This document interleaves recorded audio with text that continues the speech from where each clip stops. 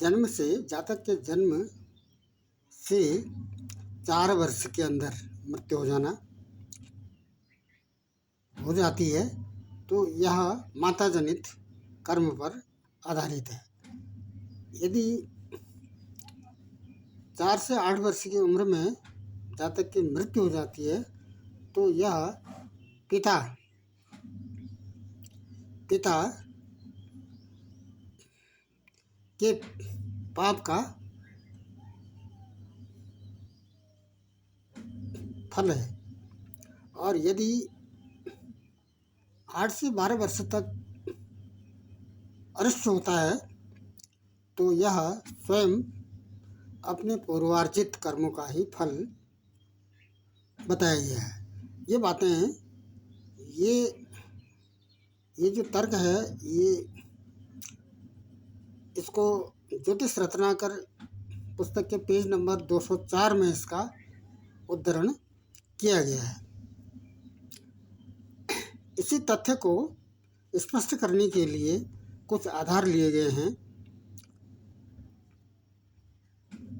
जैसा कि ये जातक का जब जन्म होता है, तो उस समय जन्मकालीन चंद्रमा का सुरक्षित होना जरूरी है। ये प्रमुख बात है, जन्मकालीन चंद्रमा का सुरक्षित होना जरूरी है। क्या मतलब है इसका? इसका तात्पर्य यह है कि चंद्रमा पूर्ण चंद्रमा हो, क्षीण चंद्रमा नहीं होना चाहिए। और ये इस चंद्रमा को 6-8 वाले स्थान पर नहीं होना चाहिए। 6ठे भाव में या 8वें भाव में चंद्रमा को नहीं रहना चाहिए। और इसका जो दूसरा, जो इसमें मुख्य बातें बाहर से जन्म पत्रिका देखने पर स्पष्ट होती हैं। लग्न से चंद्रमा 6 या 8 में चंद्रमा रहने से ही, और पाप दृष्ट हो और शुभ ग्रह से युक्त हो और पाप दृष्ट हो, तो इससे अरिष्ट का बोध होता है। यहाँ पर केवल अरिष्ट ही को ही स्पष्ट नहीं करना है, बल्कि कुछ ऐसी स्थितियाँ भी होती हैं कि अरिष्ट होते हुए भी अरिष्ट भंग हो जाते हैं। अरिष्ट भंग योग भी यदि बन जाते हैं, तो फिर ये जो अरिष्ट बनता है, ये नहीं होता है। जैसा कि मुख्य रूप से इससे पहले चर्चा की गई है, बालारिष्ट है, ग्रहारिष्ट है और पतागी अरिष्ट है। यहाँ पर मुख्य रूप से चंद्रमा देखा जाता है। यदि जन्म के समय के चंद्रमा के दोनों ओर शुभ ग्रह हों, चंद्रमा को पाप कर्तव्य में नहीं होना चाहिए।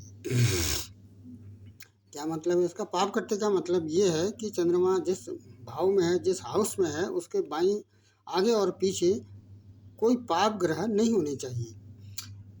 और यदि कोई अरिष्ट का योग बन रहा है, लेकिन चंद्रमा के दोनों ओर शुभ ग्रह हैं, तो यह अरिष्ट भंग हो जाता है। उसके बाद दूसरा है, पूर्ण चंद्रमा पर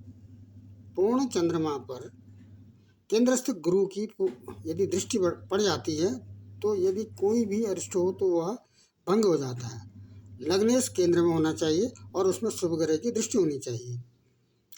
पूर्ण चंद्रमा पर सभी ग्रहों की दृष्टियाँ होनी चाहिए। और लग्न से चतुर्थ स्थान में पाप ग्रह हो और गुरु केंद्र या त्रिकोण में हो, तो ऐसी स्थिति में भी अरिष्ट भंग हो जाता है। क्या मतलब है इसका? लग्न से चतुर्थ स्थान में, जैसे ये प्रश्नगत पत्रिका है, ये लग्न है, लग्न से चतुर्थ स्थान में 1 2 3 4, यहाँ से चतुर्थ स्थान में कोई पाप ग्रह हो और गुरु केंद्र और त्रिकोण में हो। ये केंद्र हैं 1 4 7 और 10, और त्रिकोण है, ये 1 को त्रिकोण में भी ले जाता है, केंद्र में भी ले जाता है। केंद्र और ये 5 और 9 में हो ग्रह, गुरु बैठे हों, तो ऐसी स्थिति में यदि कोई अरिष्ट का योग बन रहा है, तो वो भंग हो जाता है। उसके बाद पूर्ण चंद्रमा स्वग्रही होना चाहिए। यदि चंद्रमा स्वग्रही है, उच्च का है और नवांश में भी वह स्वग्रही है, या तो जन्म पत्रिका में ये जो D1 चार्ट है उसमें स्वग्रही होना चाहिए, या नवांश D9 चार्ट में चंद्रमा को स्वग्रही होना चाहिए और उच्च का होना चाहिए। ऐसी स्थिति हो और उस पर शुभ ग्रहों की दृष्टि हो तो कोई भी योग अगर अरिष्ट का योग बनता है तो वह भंग हो जाता है, उसका प्रभाव नहीं होता है। शुभ ग्रह बली होकर यदि केंद्र में हो और चंद्रमा पाप रहित हो, पाप रहित का मतलब क्या है, चंद्रमा पर किसी पाप ग्रह की दृष्टि न हो और शुभ ग्रह केंद्र में बैठे हों तो ऐसी स्थिति में भी अरिष्ट भंग हो जाता है। जो प्रमुख बात करनी है वह यह कि ये जो सभी ग्रह हैं शीर्षोदय राशि में हों, सभी ग्रह शीर्षोदय राशि में बैठे हों। जन्म के समय पर सभी ग्रह यदि कोई अरिष्ट बन रहा हो, या बालारिष्ट हो या ग्रहारिष्ट हो या पता की अरिष्ट हो, कोई भी अरिष्ट बन रहा हो, लेकिन सभी ग्रह कहाँ पर स्थित हों, शीर्षोदय राशि में स्थित हों। राशियाँ मुख्य रूप से 3 प्रकार की होती हैं, एक तो पृष्ठोदय होती है, दूसरी शीर्षोदय और तीसरी होती हैं उभय। तो ये मिथुन राशि है, सिंह राशि है और कन्या राशि, तुला राशि और वृश्चिक राशि तथा धनु राशि को शीर्षोदय राशियाँ इनको बताया गया है। तो सभी ग्रह इन्हीं राशियों में हों तो कोई भी अरिष्ट है वो नहीं होता है। यदि अरिष्ट का योग बन भी रहा है, ये बालारिष्ट बन रहा है या ग्रहारिष्ट बन रहा है या पता के अरिष्ट बन रहा है, लेकिन सभी ग्रह जन्म के समय पर या तो मिथुन, इनमें से इन्हीं राशि में हो, मिथुन में हो, कुछ ग्रह सिंह में हो, कुछ ग्रह कन्या में हो, कुछ 1 या 2 ग्रह तुला में हो और कुछ ग्रह वृश्चिक में हो और कुछ